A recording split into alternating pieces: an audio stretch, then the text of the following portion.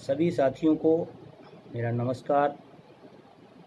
मैं विजय कुमार बंधु, NMOPS का राष्ट्रीय अध्यक्ष। आज आप सबसे कुछ 2-3 बिंदुओं पर बात करना है, क्योंकि आज जो दिन है वो बड़ा महत्वपूर्ण है। इसलिए कि आज भगत सिंह का जन्मदिन है और भगत सिंह इस देश के आइकॉन हैं, हिंदुस्तान के नौजवानों के रोल मॉडल हैं। जब आज़ादी की लड़ाई हुई उसमें उनका जो बहुत कम एज में जो उन्होंने करके दिखाया, निश्चित रूप से वो काबिल तारीफ़ है। तो मैं सबसे पहले शहीद भगत सिंह जी को मैं नमन करता हूँ, उनको याद करता हूँ आज उनके इस जन्मदिन पर। आज अगर देखें तो 28 सितंबर 1907 में उनका जन्म पंजाब में हुआ और आज लगभग 113 साल हो गए हैं। लेकिन मैं जो महसूस करता हूँ कि भगत सिंह जब उस आज़ादी की लड़ाई में जितने लोगों के रोल मॉडल रहे हैं, उससे कई गुना ज़्यादा आज इस हिंदुस्तान के नौजवानों को रोल मॉडल है। शायद उन्होंने जितना कम समय में बड़ा महान काम किया, आने वाली सदियां, आने वाली पीढ़ियां उनको इसी तरह से अपना रोल मॉडल मानेगी। और उनके जो विचार थे, मैं उनके विचारों पे आता हूँ, क्रांतिकारी विचार पे आता हूँ। मुझे याद है जब 6ठी-7वीं क्लास में हमने पहली बार भगत सिंह को पढ़ा जाना, तो उसमें कहानी वो छोटी सी दी थी कि खेत में अपने पूर्वजों के साथ, माता पिता दादा के साथ खेत में वो बंदूकें बोया करते थे। तो उनके दादा ने उनको समझाया, ज़मीन में पेड़ लगते हैं, बंदूकें नहीं लगती हैं। ये उनकी कल्पना देखिए, उनकी मानसिक ताकत देखिए। जब इतने बचपन में इस तरह के विचार उनके आए तो आप समझिए कि, और मैं तो मैं शायद उनको जितना आप पढ़ेंगे शायद बहुत कम होगा, क्योंकि 23 साल के नौजवान ने उस ब्रिटिश हुकूमत को हिला के रख दिया। 23 साल की उम्र क्या होती है आज के दौर में? अगर देखा जाए तो 23 साल में तो आदमी कहता है BA कर रहा हूँ। उस 23 साल में जिसका पूरी दुनिया में सूर्य अस्त नहीं होता था, जिस ब्रिटिश शासन की बात, साम्राज्य की बात करते हैं, उस ब्रिटिश साम्राज्य को 23 साल के उस नौजवान ने झकझोर दिया, उसकी चूल्हे हिला दी, साम्राज्यवाद की नींव हिलने लगी। मैं सलूट करता हूं ऐसे क्रांतिकारी भगत सिंह जी को। और मैं, अगर आप उनके विचारों को आप पढ़ते जाएंगे तो निश्चित रूप से तमाम सारी जो उस समय की परिस्थितियां थी और आज तमाम सारी परिस्थितियां या दौर में आई हैं, आज भी उनके बात, उनकी कही हुई शब्द, उनके विचार उतने ही प्रासंगिक हैं जितना उस समय थे, या कहिए उनसे ज़्यादा है। जैसे उनके 3 नारे बहुत महत्वपूर्ण थे: इंकलाब जिंदाबाद, साम्राज्यवाद मुर्दाबाद, सर्वहारा मजदूर वर्ग जिंदाबाद। ये उनके 3 प्रमुख नारे थे। और इंकलाब जिंदाबाद तो हम समझते हैं हिंदुस्तान का नहीं, पूरी दुनिया का हो गया। साम्राज्यवाद, वो साम्राज्यवाद चाहे बाहर का हो चाहे अंदर का हो, कभी भी मजदूरों के हित में नहीं हो सकता है।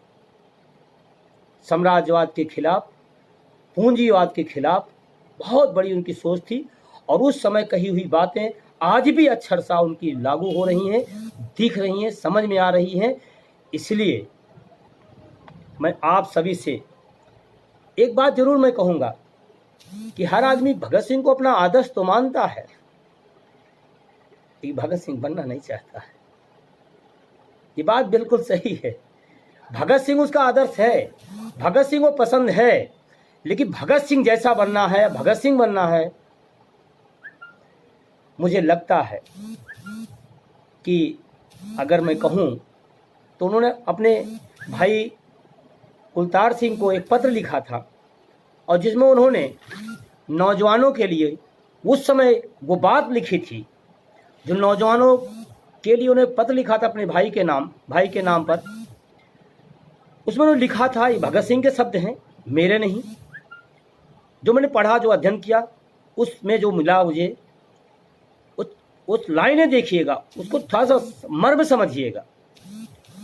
उन्हें या फिक्र है हरदम, साम्राज्यवाद को बोल रहे हैं, अपने नौजवानों से कह रहे हैं, उन्हें या फिक्र है हरदम, नई तर्ज ये जफा क्या है, नई तर्ज ये जफा क्या है, हमें शौक है देखें, हमें यह शौक है देखें, सितम की इंतहा क्या है। दहर से क्यों खपा रहें, दहर से क्यों खपा रहें, चरख का क्या गिला करें, चरख का क्या गिला करें, सारा जहां अधु सही, सारा जहां अधु सही, आओ मुकाबला करें, आओ मुकाबला करें। ये उस समय उन्होंने अपने नौजवानों के लिए ये बात कही थी। और अगर आप थोड़ा सा और आगे बढ़ेंगे तो आज के जो नौजवान पीढ़ी है, जिसके हाथ में बहुत कुछ तय होगा इस देश का, जिनको ये तय करना होगा कि वो पूंजीवाद के साथ खड़े हैं, साम्राज्यवाद के खड़े हैं साथ में, या सर्वहारा वर्ग के साथ खड़े हैं। उस समय भी उन्होंने एक पत्र के माध्यम से ही लिखा था, ये उनकी बातें हैं, मेरी नहीं, जो उन्होंने लिखा था अपने पत्रों के माध्यम से। भगत सिंह ने कहा, किसी ने सच ही कहा है, सुधार बूढ़े आदमी नहीं कर सकते, किसी ने सच ही कहा है, सुधार बूढ़े आदमी नहीं कर सकते, ये तो बहुत बुद्धिमान और समझदार होते हैं, सुधार तो होते हैं युवाओं के परिश्रम से, साहस से, बलिदान से, निष्ठा से, परिवर्तन वही। तो आप समझिए कि उस समय की जो बातें आज हैं, आज भी अगर देखा जाए तो हम साम्राज्यवाद से लड़े, हमारे क्रांतिकारी साथियों ने लड़ा, आज उसी का स्वरूप में साम्राज्यवाद का ही छोटा सा स्वरूप निजीकरण, वो चाहे साम्राज्यवाद बाहर का हो चाहे अंदर का हो, दोनों खतरनाक हैं। और भगत सिंह से मैं एक ही बात जो सीखता हूं कि आपकी उम्र क्या है बहुत मतलब की चीज नहीं है, आपका विजन कितना बड़ा है, आपकी तैयारी कितनी बड़ी है, आपकी सोच कितनी बड़ी है, किस दिशा में आप सोचते हैं। एक अदना सा व्यक्ति इस देश के लिए बहुत कुछ कर सकता है और एक बहुत बड़ा आदमी देश के लिए कुछ नहीं कर सकता। ये बात भगत सिंह ने सिद्ध किया। उनके जमाने में बहुत सारे बड़े बड़े विद्वान और बड़े लोग थे, शायद उतना नहीं कर पाए जितना भगत सिंह ने कर दिखाया। तो हम सबके रोल मॉडल, हम सबके आदर्श प्रणाम करते हुए आज उनके जन्मदिन पर हम अपने जो आगामी जो कार्यक्रम हैं उन दिशाओं की तरफ चलते हैं। जैसे NMOPS ने पूरे देश में 2 अक्टूबर को महात्मा गांधी का जन्मदिन है, आज भगत सिंह का जन्मदिन और 2 अक्टूबर को महात्मा गांधी का जन्मदिन। उस डेट पे NMOPS ने फिर से एक बार NPS और निजीकरण के खिलाफ, साम्राज्यवाद के खिलाफ, पूंजीवाद के खिलाफ, निगमीकरण के खिलाफ आंदोलन को बढ़ाने का संकल्प लिया है और उसका नाम दिया है संकल्प दिवस। हम संकल्प लेंगे, NPS और निजीकरण भारत छोड़ो, इसका संकल्प लेना पड़ेगा। और मैं बार बार इस बात को कहता हूं, मित्रों ध्यान रखना, जिस समय NPS लाई गई थी उस समय लोगों ने अगर बोला होता तो आज हमको ये दर्द ना झेलना पड़ता, ये तकलीफें न झेलनी पड़ती, ये परेशानियां न झेलनी पड़ती। और आज निजीकरण आ रहा है, अगर आज हम आप संघर्ष नहीं करेंगे तो यही हालात हमारे आने वाली पीढ़ी की होगी। और उस समय की पीढ़ी हमसे आपसे सवाल करेगी कि जब निजीकरण, निगमीकरण जैसी चीजें हो रही थी तो आप क्या कर रहे थे। बैंक का, रेल का, परिवहन का, बीमा क्षेत्र हो, कोई क्षेत्र हो, जिधर देखिए आप क्या हो रहा है। ये देश लाखों करोड़ों भारतीयों से मिलकर बनता है और हमारा जो संविधान है उस संविधान ने उस सबको राइट दिया है। और राइट दिया कि सार्वजनिक संपत्ति, सरकारी उपक्रम इस देश के नागरिकों को होता है, निजी उपक्रम किसी निजी का होता है, देश का नहीं होता है। मुझे कहते हुए दुख हो रहा है, अभी एक मालगाड़ी पर मैंने कहीं देखा था, उस रेलगाड़ी पर लिखा करता था भारतीय रेल, अभी मैंने कुछ दिन पहले ही देखा था, कहीं जा रहा था, मालगाड़ी पे लिखा था अडानी। ये अडानी मेरा मालिक हो? भारत की उस प्लेन में पढ़िए आप, हम भारत के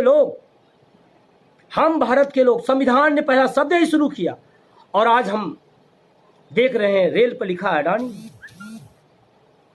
कल्पना कर लीजिएगा एक बार सोच करके, जब भारतीय रेल लिखा होता है तो हम सब बड़े फक्र के साथ कहते हैं ये हमारी ट्रेन है, हम इसके मालिक हैं। लेकिन जब अडानी का ट्रेन लिखा होगा तो शायद, और यही रेल के बाद किसी भी क्षेत्र में आप जाइए, चारों तरफ एक ही बात हो रही है। तो मैं उस महात्मा गांधी जी को भी याद करते हुए, उनके जन्मदिन पर पूरे देशवासियों के साथ, बिना किसी गुट के, बिना किसी विभाग के, किसी पद की, उन सब चीज़ों को पीछे छोड़ते हुए आप सब लोगों उस दिन पूरे हिंदुस्तान के अंदर, जिलों में, ब्लॉकों में, गांव में, चौपाल में, जहां भी 10 लोग, 20 लोग, 50 लोग इकट्ठा हों, महात्मा गांधी जी की फोटो रखिएगा। और मैं तो कहता हूं, अगर थोड़ा सा कदम और अगर आप लोग साथ दें तो उनके पुष्प का, फूल का माल्यार्पण करिएगा, फूल चढ़ाइएगा। लेकिन मैं थोड़ा सा एक निवेदन और करना चाहता हूं, क्योंकि निजीकरण के खिलाफ मामला है, तो सूत को माला पहनाइएगा। सूत, जो सूत होता है, कपड़े जिससे बनते हैं, उस सूत को महात्मा गांधी जी को माला पहनाइए। क्योंकि महात्मा गांधी जी का एक विचार था, लघु और कुटीर उद्योगों को बार बार समर्थक करते थे कि छोटे छोटे उद्योग, छोटे छोटे कुटीर उद्योग जब होंगे तो हमारा जो देश का नागरिक है वो अपने आप में आत्मनिर्भर बनेगा, ताकतवर बनेगा। तो हम आप सबसे निवेदन करते हैं, अगर सूत मिलता है तो महात्मा गांधी के उस चित्र पर सूत की माला पहनाइएगा, और ये एहसास कराना है कि ये जो सूत महात्मा गांधी ने काटा था वो छोटे लघु उद्योगों को बढ़ावा देने के लिए काटा था, और न कि पूंजीवाद के लिए काटा था। और अगर नहीं मिलता तो फूल तो आपके लिए ही है, लेकिन अगर सूत को आप थोड़ा सा करेंगे तो एक प्रतीक जाएगा निजीकरण के खिलाफ। तो सूत कपड़ा जो जैसे बुना जाता है, आप समझ सकते होंगे। और ये काम करना कैसे है, इस काम को जन आंदोलन बनाना है, जन आंदोलन। देखिए, जब तक ये लड़ाई आप ये नहीं समझा पाए कि एनपीएस और निजीकरण है क्या, और ये कर्मचारियों तक का मामला नहीं, कर्मचारियों के घर के लोग समझें, उसके मित्र और यार समझें, उसका पड़ोसी समझे कि किसके खिलाफ आंदोलन करने, किसके खिलाफ लड़ाई लड़ रहे हैं। सिर्फ कर्मचारी तक इसको सीमित नहीं रखिएगा। तो इसको गांव, चौपाल, ब्लॉक, जिला, ऑफिस, जहां भी रहिएगा, गांधी जी की मूर्ति रखिएगा, उस पर सूत चढ़ाइएगा, नहीं मिलता तो फूल चढ़ाइएगा, और वहीं पर बैठ करके रघुपति राघव राजा राम, पतित पावन सीता राम, ईश्वर अल्लाह तेरो नाम, सबको सन्मति दे भगवान। यहाँ आप सरकार भी कह सकते हैं, सरकार को सन्मति दे भगवान। एनपीएस और निजीकरण के मामले पर सरकार को भी सम्मति मिले, ये प्रार्थना हम लोग, रामधुन हम लोग उस दिन गाएंगे। और सिर्फ उस धुन के बाद हम लोग वहाँ जो भी लोग बैठेंगे, कोरोना महामारी का दौर है, उसके नियमावली को भी ध्यान रखना है, शासन प्रशासन के निर्देशों का भी ध्यान रखना है। इसीलिए संख्या की बात नहीं की जा रही है, बहुत बड़ी संख्या एक जगह नहीं इकट्ठा करना, अधिक जगह पर थोड़े थोड़े लोग रहें, जगह अधिक हो, अधिक जगहों पर कार्यक्रम चले, जहां भी 10 लोग मिल जाए, 20 लोग मिल जाए, 50 लोग मिल जाए, वो लोग बस करें। संख्या एक जगह होने के बजाय जगहों जगहों पर संख्या इकट्ठा हो, और महामारी और कोरोना महामारी और शासन प्रशासन निर्देशों को ध्यान में रखते हुए, जब तक ये बात हम लोगों तक नहीं समझा पाए, और उसके बाद हम वहाँ बैठकर चर्चा क्या करेंगे, एनपीएस क्या है, निजीकरण क्या है। और मैं बार बार इस बात को हर प्लेटफॉर्म पे कहता हूँ। बहुत सारे हमारे साथी फ़ोन करते हैं, मेरे पास मैसेज डालते हैं कि सर ये तो एनपीएस एनएमओपीएस निजीकरण के खिलाफ लड़ा था, निजीकरण खिलाफ करने लगा। मैं आपसे बहुत क्लियर करना चाहता हूँ, बताना चाहता हूँ, एनपीएस पेंशन का निजीकरण है, नौकरियों का निजीकरण संविदा है, और संस्थाओं का निजीकरण मतलब सब खत्म है। और खास करके मैं बार बार इस बात को कहता हूँ, गरीब और मध्य वर्ग के खिलाफ अमीरों का षड्यंत्र है एनपीएस भी और निजीकरण भी। एनपीएस से किसको फायदा हो रहा है? कर्मचारी को नहीं हो रहा है, ये बात मैं दावे के साथ कह सकता हूँ। सरकार को भी नहीं हो सकता, नहीं हो रहा है, सरकार खुद चेक कर ले, फिर हो किसको रहा है। एनपीएस से भी फायदा है। कंपनियों को, प्राइवेट सेक्टर में। और अभी तो एक बड़ा दुर्भाग्यपूर्ण है, हम सब एनपीएस कर्मचारी हैं, एलआईसी में पैसा लगता है। पैसा क्यों लगाया जा रहा है? उसको बढ़ाने के लिए, उसको सुरक्षित रखने के लिए। एलआईसी खुद सुरक्षित नहीं है, हमारे पैसे क्या सुरक्षित रखेगी? भयावह स्थिति है, बहुत खराब स्थिति है। और अभी तो तमाम सारी रिपोर्टें लगातार आ रही है। अभी तो परसों ही रिपोर्ट एक आई है जिसमें कह दिया गया ये पैसा सुरक्षित है, ये पैसा कोई जिम्मेदारी नहीं है। एनपीएस के अंदर का जो पैसा जमा, ये सरकारी रिपोर्ट आ रही है, सरकार की एजेंसियां लिख रही हैं, कह रही हैं, परसों की भी रिपोर्ट है। फिर आप कैसे उम्मीद करें? तो वहां पर बैठ करके एनपीएस के दुष्परिणाम, निजीकरण के दुष्परिणाम कहना आप, बताना आप, समझाना आप, समझना आप।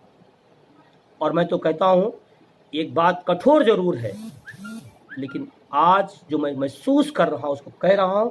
हो सकता है आज मेरी बात ना समझ में आए, आने वाले वक्त में समझ में आए।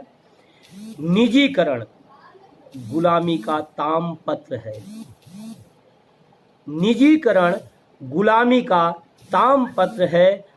अभी समझ में आता है तो, नहीं तो बाद में तो समझेंगे। जैसे शुरुआती दौर में जब इस आंदोलन को मैं लेकर चला, एनपीएस समझाया, लोगों ने कहा नहीं आप गलत हो, 2 करोड़ रुपए मिलेंगे, 3 करोड़ रुपए मिलेंगे। आज 2 करोड़ रुपए छोड़ दिए, 3 करोड़ रुपए छोड़ दिए, आज 500, 700, 800, 1100, 1700 रुपए एनपीएस में पेंशन मिल रही है। कल ये बात जब मैं समझाया करता था तो लोग नहीं मानते थे, आज हकीकत सामने है।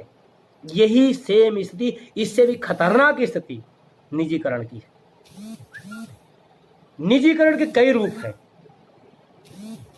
आप समझिए इस बात को और समझाइए लोगों। तो 2 अक्टूबर इसीलिए चुना गया और संकल्प दिवस रखा गया। क्या संकल्प? एनपीएस और निजीकरण खिलाफ हम संकल्प लेते हैं कि इसको जब तक खत्म नहीं करा देंगे तब तक हम सब लड़ाई लड़ेंगे। और संकल्प का कोई विकल्प नहीं होता, संकल्प का कोई विकल्प नहीं होता। इसलिए आप सब 2 अक्टूबर को जरूर से जरूर, 5 आदमी मिल गए कोई बात नहीं, गांधी जी की मूर्ति रखिएगा, वहीं से सारी प्रक्रिया पूरी करिए, फूल चढ़ाइए, सूत चढ़ाइए, एनपीएस और निजीकरण के दुष्परिणाम बताइए, रामधुन गाइए कि सम्मति दे सरकार को, सम्मति दे सरकार। इस कदम आगे ना बढ़े। आपसे एक बात मुझे और कहना है, तमाम सारे इस बीच में तमाम सारे आंदोलन को लेकर के इधर उधर तमाम सारे कागज पर तमाम सारे संगठन, तमाम सारे पद बांटे चले जाते हैं लोग। मैं एक बात बहुत विनम्रता से कहना चाहता हूँ, एनएमओपीएस ने इस लड़ाई को लड़ा है और इसको अंजाम तक लेके जाएगा। भ्रम में नहीं रहना है, भ्रमित नहीं रहना है। और जब आंदोलन चला होता है, बड़ा होता है, तो तमाम सारे ऐसे लोग आते जाते रहते हैं। मैं आपसे एक ही बात कहता हूँ, आपका मुद्दा क्या है? पेंशन। आपका मुद्दा क्या है? किसके साथ आप आए? एनएमओपीएस संगठन के साथ आए, बस इससे ज़्यादा कुछ नहीं, इससे ज़्यादा कुछ नहीं।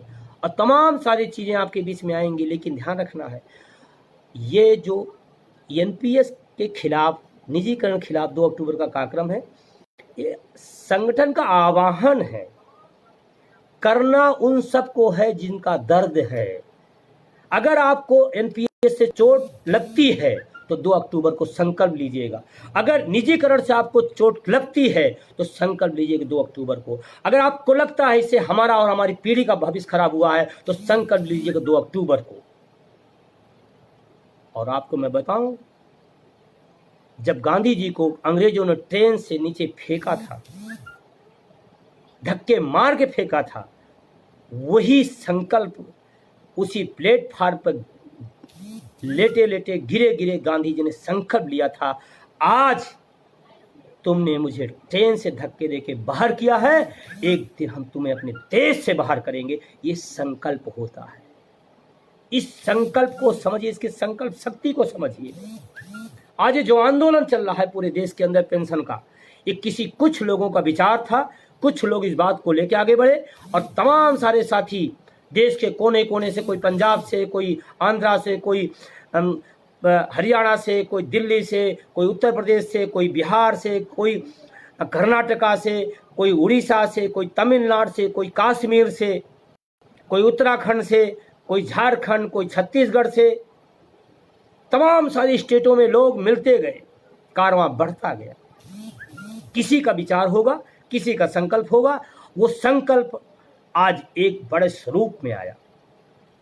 मैं नहीं कहता कि ये मेरा संकल्प हो सकता है, मेरा विचार हो सकता है, हाँ, लेकिन जिन सारे साथियों ने इस संकल्प के साथ अपना तार जोड़ा, अपना विचार जोड़ा, और उनके विचार से, उनकी ताकत से, उन सारे साथियों के, एनएमओपीएस के साथियों से, और जो तमाम हमारे सहयोगी संगठन हैं, उन सहयोगी संगठन को मैं भी धन्यवाद देना चाहता हूं। उनसे भी अपील करना चाहता हूं कि 2 अक्टूबर को आप संकल्प दिवस जरूर मनाएं।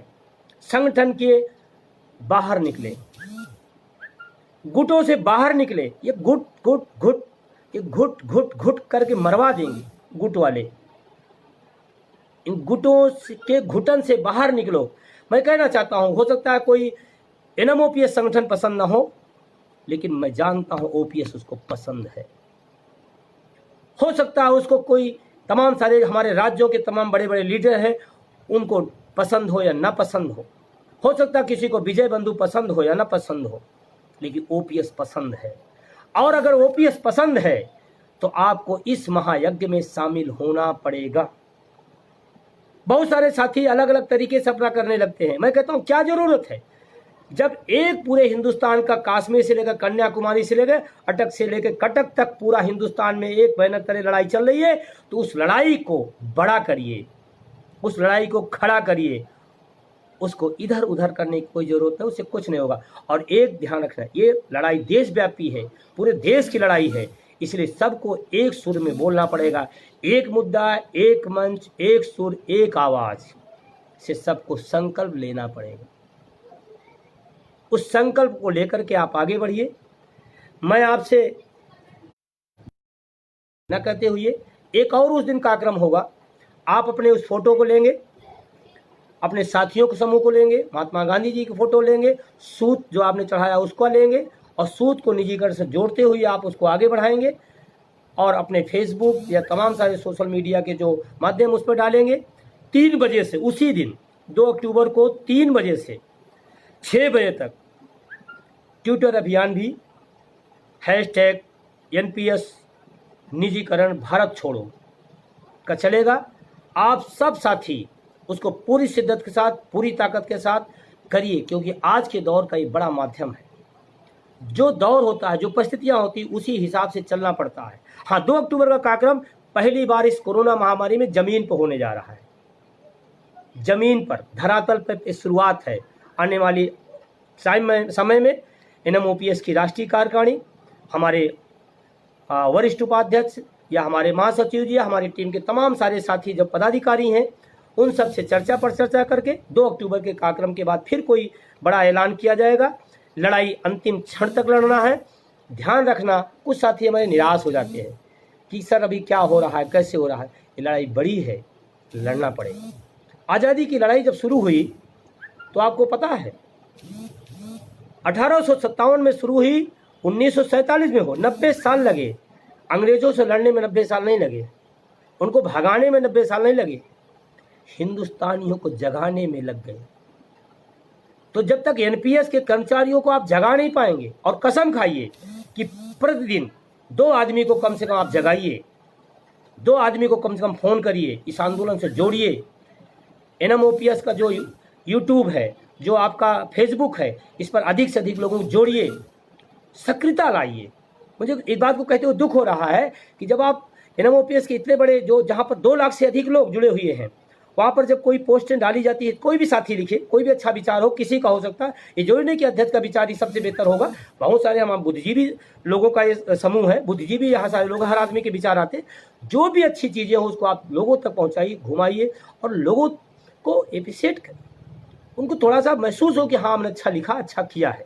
थोड़ा सा, अगर थोड़ा थोड़ा कदम, 2-4 लाइन लिखिए, लिखा करिए, हर दिन लिखा करिए, पॉजिटिव चीज़ें लिखा करिए, आंदोलन के बारे में, संगठन के बारे में कुछ लिखा करिए, जरूरी है। जो अच्छी चीज़ें में उसको लोगों तक पहुंचाया करिए। मैंने कहा कि क्यों जन आंदोलन बनाना, ये सब चीज़ें ऐसी हैं जो जन आंदोलन की तरफ ले जाएंगी। और लास्ट बात, अभी एक विचार मन में आया कि नई पेंशन व्यवस्था बन गई, पेंशन की नई नीति आ गई, शिक्षा की नई नीति आ गई, कृषि की नई नीति आ गई, मैं सरकार से उम्मीद करता हूँ राजनीति की नई नीति कब आएगी, वो भी जरूरी है। राजनीति की नई नीति कब आएगी जिसमें जनसेवा को जनसेवा माना जाएगा, वेतन भत्तों की बात नहीं की जाएगी, जिसमें इस देश के राजनेताओं को भी टैक्स देने की जिम्मेदारी दी जाएगी, उनकी भी सुविधाओं को उन्हीं पर छोड़ दिया जाएगा। राजनीति की नई नीति कब आएगी इसका भी इंतजार है। तो आप सबसे ज़्यादा बातें न करते हुए बस इस उम्मीद के साथ कि जो संकल्प दिवस है हमारा, हम सबका, हम सभी लोग मिल कर के उसको बेहतर करेंगे, अच्छा करेंगे और